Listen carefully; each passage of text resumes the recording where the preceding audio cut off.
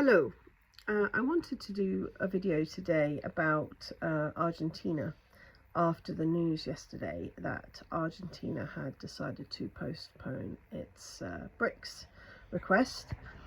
And then obviously this morning we've woken up to news that the EU has chosen to side with Argentina and rename the Falkland Islands to its original name of the Malvinas.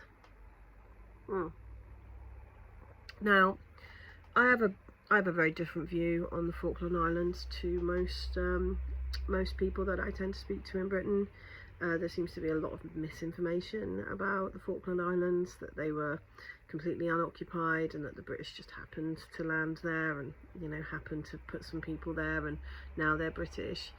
In actual fact, the Falkland Islands were very much occupied by Argentinian South Americans in the early stages of the 19th century, and the British just kicked them out and put some British subjects there, which is kind of similar to what we do and have done around the world. But what's really interesting about the Falkland Islands is more the kind of geopolitical issues that were served by it. Now, in Argentina in the 70s, there was well-known military coup which was followed by years and years of what was known as the Dirty War, because of the amount of harm that came to Argentinians in that time. It was brutal. And what's perhaps less known is that prior to this, Argentina was really the center point for a cohesion of Latin America. It was really looking to develop itself militarily, develop itself as a trading bloc, was quite close to the Soviet Union, and understanding this and seeing it as a threat, because of course for America any other country doing well is a threat. The Americans, well known, using Henry Kissinger, the CIA, went in and created civil unrest in order to overthrow the democratically elected president and put in military rule at that time. Now, this is very standard to us now, because this is something America has done and is continuing to do around the world. But it very much relates to how Argentina is behaving right now. And I think it's also got quite a lot to do with how South Africa is behaving right now.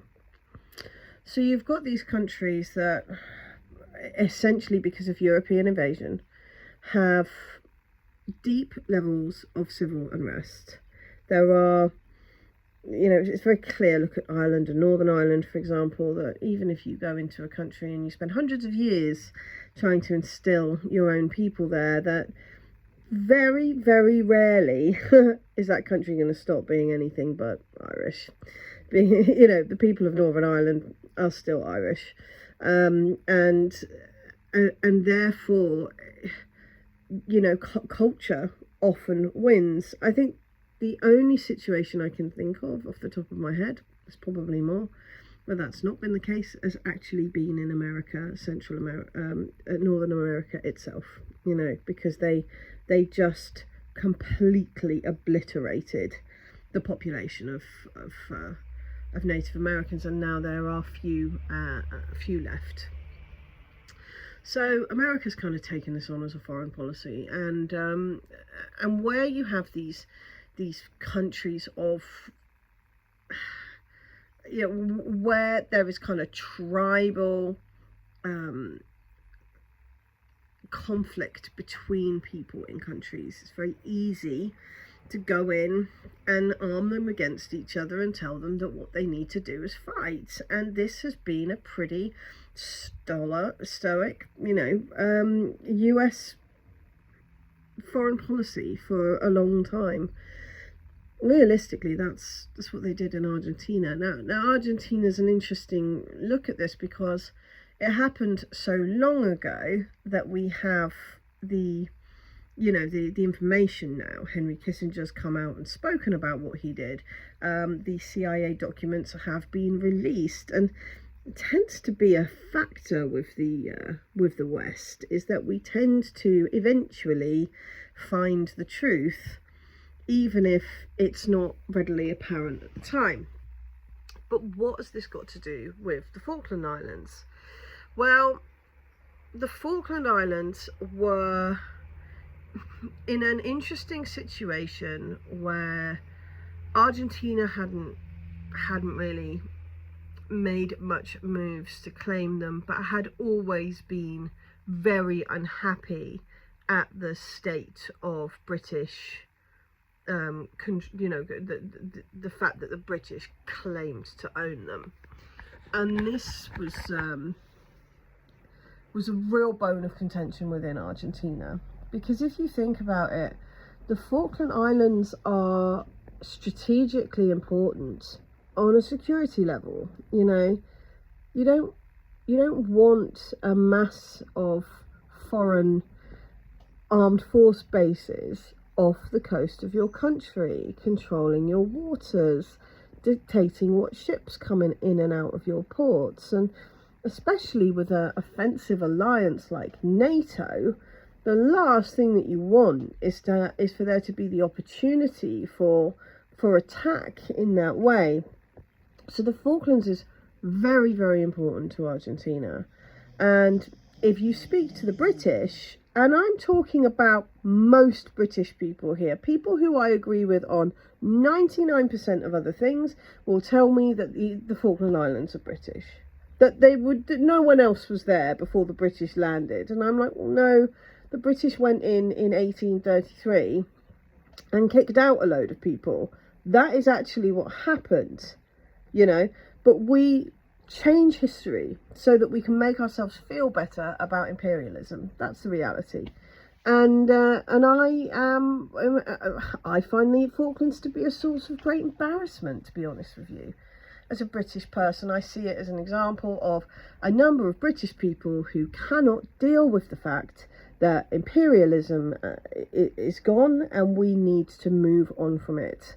And until we do that, what hope is there? What hope is there for this tiny little northern, country which relies on the rest of the world for trade? We've got to stop treating people like this, and people like they're stupid and like their history is simply irrelevant.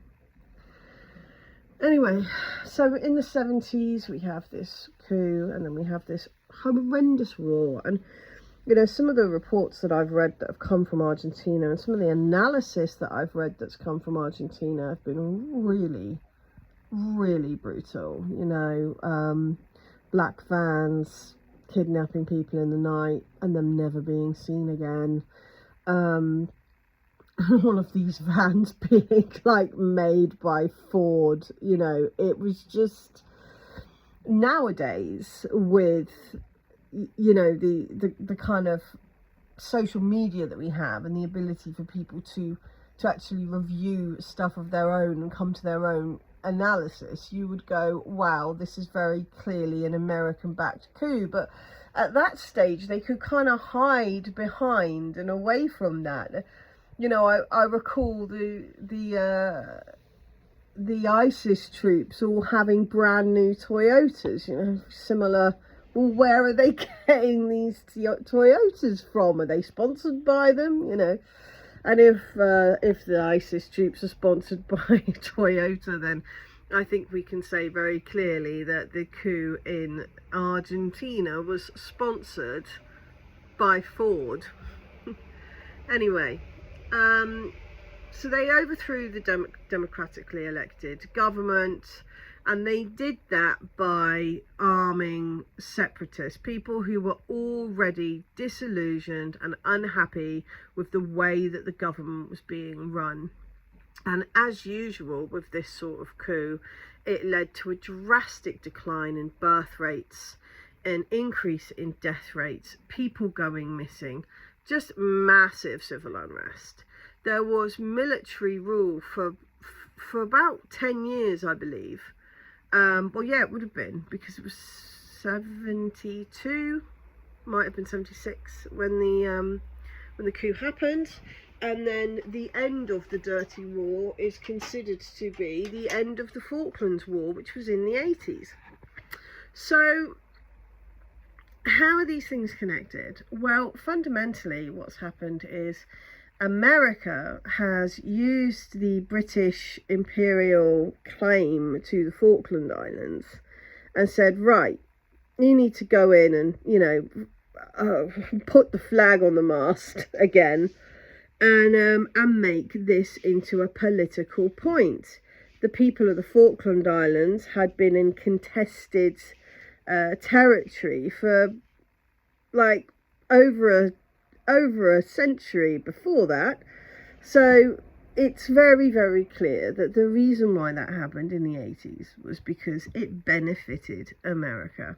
It put an end to what I believe had become quite an uncomfortable embarrassment for America, because they'd gone in, they'd arranged this coup, and they created massive civil unrest in South America, in Latin America, and this, you know, was starting to bleed back home, still bleeding back home. You know, we don't know what might have come had we left Latin America alone to get on with its own business. Instead, we have once again, you know, a few generations who have had to deal with a country repairing itself from imperialist foreign intervention, which has never worked, never made anyone's lives better. That's the reality. So Margaret Thatcher has gone into Falklands and had the Falklands War, purely for her own benefit, for geopolitical aims, and to unite Britain after the miners' strike and all of the issues that were going on around that time. And it's what got her re-elected, you know. And all of this is formulated in such a way that it's packaged and it's presented to us in a way that stops us from really being able to look at the reality of what's going on. Why does Britain want the Falkland Islands? I've just spent some time looking empirically, looking statistically. The only reason Britain wants the Falkland Islands is because it's a win and it's the last win that we had. That's it. It's nothing to do with the people that are there. It's nothing to do with anything strategic. It's literally just so the British people can say, well, at least we kept hold of something at the end of the British Empire. Why does Argentina want the Falklands? As I've said, because strategically it is in a position that, you know, is a matter of security, you know. So the Falkland Islands is a great bargaining chip for Argentina, because Argentina will do a lot to have that security returned to its country. The last thing you want, especially with a neighbour like America, is to think that there could be warships circling your country that you don't even know about, that there could be a military base being built that could attack you. And that is what concerns Argentina. So now we have a situation where Argentina and, you know, let's face it, the rest of Latin America, we've got closer and closer to Russia. Cuba's been under sanctions for what, 60 years now, or something ludicrous, you know. And any kind of involvement between Cuba and Russia, or Cuba and China, is seen as this big threat. And it's like, well, no, they're building infrastructure in Cuba. They need to have security guarantees so they know it's not going to get trashed, you know. Like, Does that not make sense? Can we not stop, maybe ask what people need or are doing, and then work on that, rather than coming to all these wild, often inappropriate and war-hungry conclusions about what people are doing? My channel is called Diplomacy is Free, and this is exactly why. Because if everyone sat down and just had a chat about all this, probably realised that the Cubans are going, well, look, you know, we've had blockades recently of our petrol stations. We've had issues with our oil supplies. We've got Guantanamo Bay. I mean, this is a problem for Cuba. We need security guarantees because the USA has been unreliable and hostile. In that situation, if the USA had some decorum and had some, you know, humility, they would say, oh, okay, we can see that's a problem for you. We'll, you know, if we can maybe give you some security guarantees as well, maybe we can make sure that there's not going to be another war in Latin America. But of course, America does not seem to have the capacity, does not seem to have the people, and does not seem to have the will to actually go and have those conversations on an equal basis. That's the reality. So we find ourselves in a position now here in the UK, and I'm unsure how many people are actually aware of this, but the EU has sanctioned Britain heavily since 2019, when we left the EU. Look at the tariffs. Look at how much it costs to send a parcel into the EU. Look how much it costs to receive a parcel from the EU. Look at our food inflation compared to the EU. The EU has gone to excessive lengths to try and push the UK down for leaving the EU. That's the reality. And when I see the protests in Germany, and I see the rise of the AfD, and I see the issues that are going on, you know, within the EU, I'm very glad, because the best thing for Britain would be for the EU to break down. That is the reality. And what the EU has done now, and let's be quite clear, the EU would not have done this without the permission of America, because the EU does nothing without the permission of America. The same can't be said the other way. America basically gave a green light to Turkey to join the EU, which the EU in the last couple of days has had to say, no, there's a few things that Turkey will need to do before that's even relevant.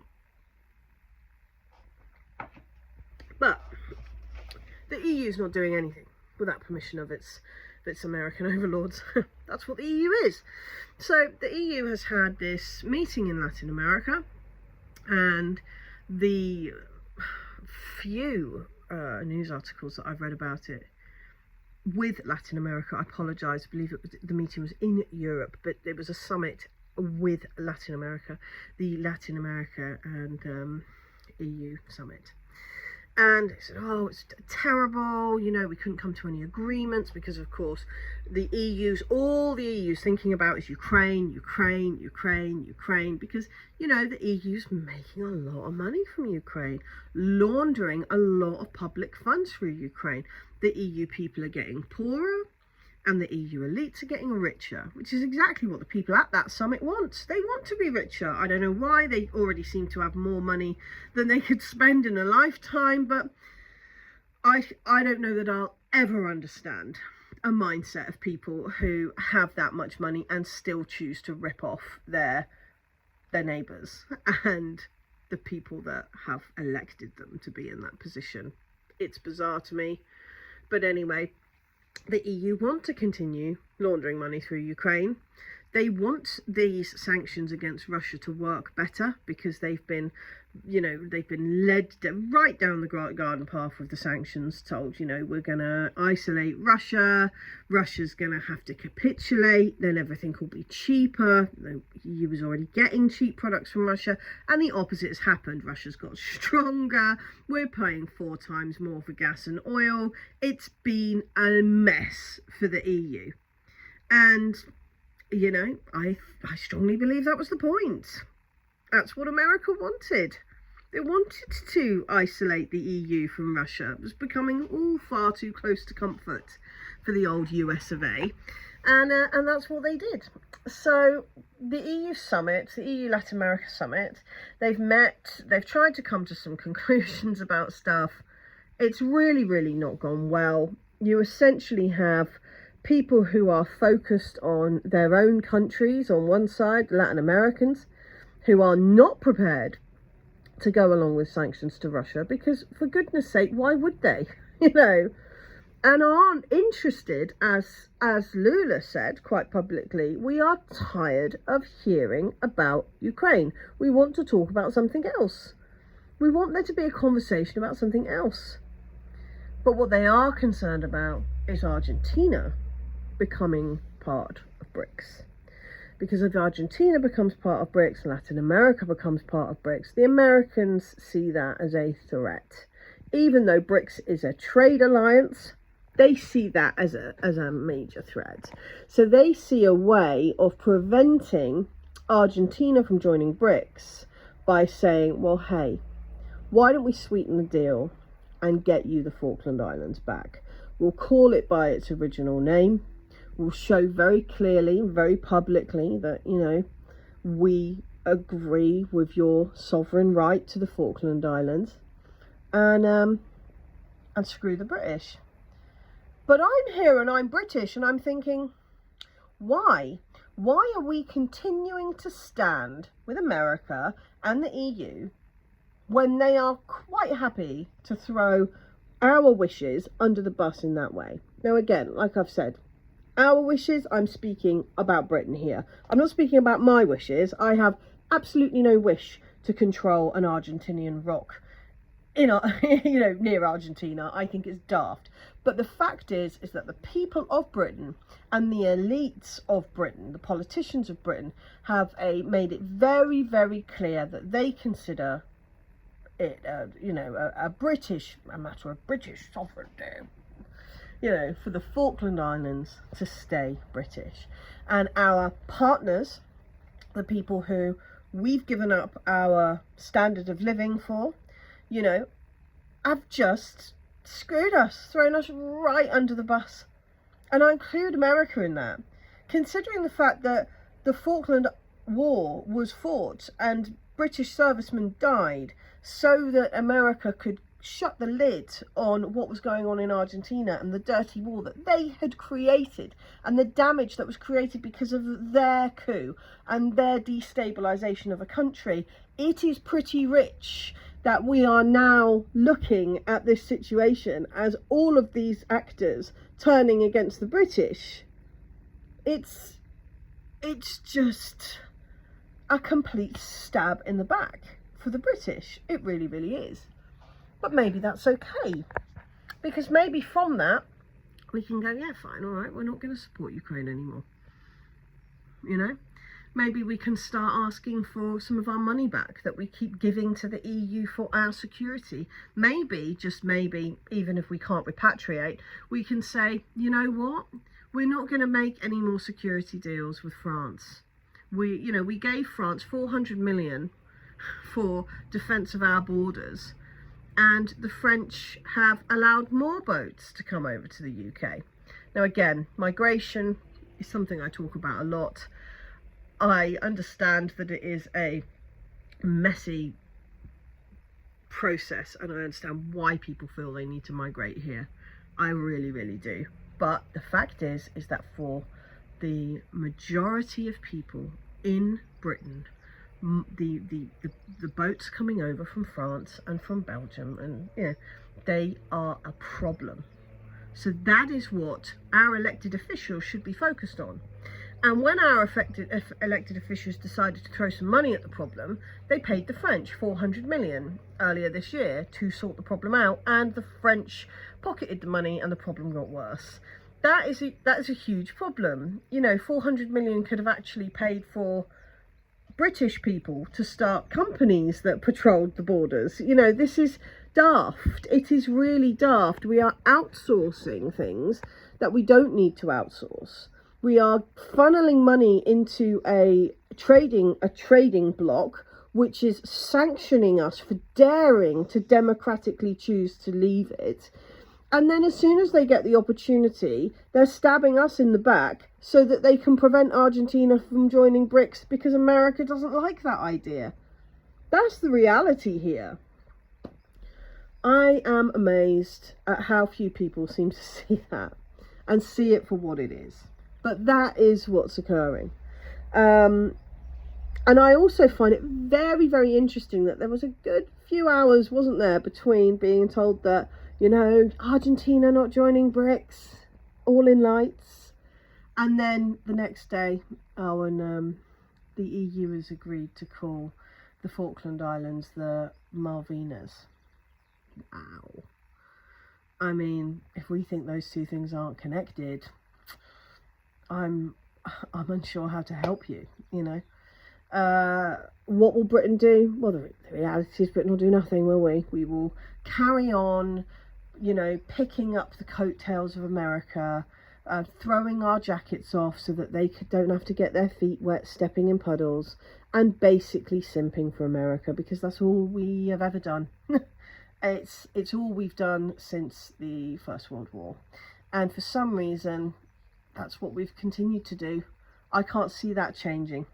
And I know that when I speak to teachers, doctors, nurses, they go, oh, the government's going to change next year and everything will be more. It's exactly the same.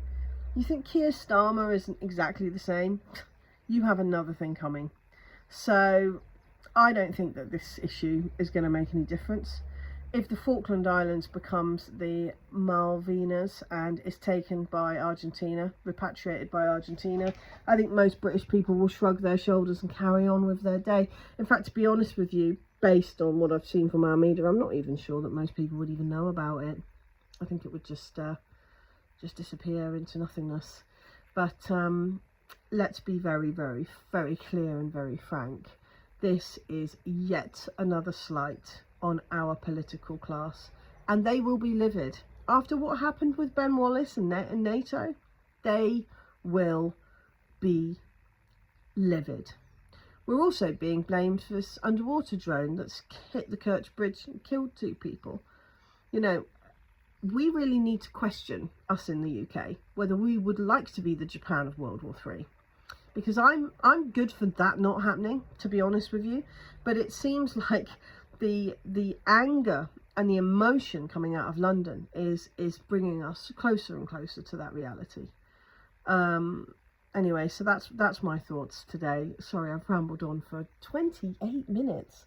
My name's Fiona Ryan, and my tagline is "Diplomacy is free," because I think that we can solve most things with a sit down and a nice cup of tea. And if you'd like to support me, I'll pop my Patreon and my Buy Me a Coffee link in the comments. And please do subscribe to this channel. Also, come and find me on TikTok, same tagline, Diplomacy is free. I update there regularly with information I find from various news sources and analyse bits of news as they come to me. God bless. Have a good day.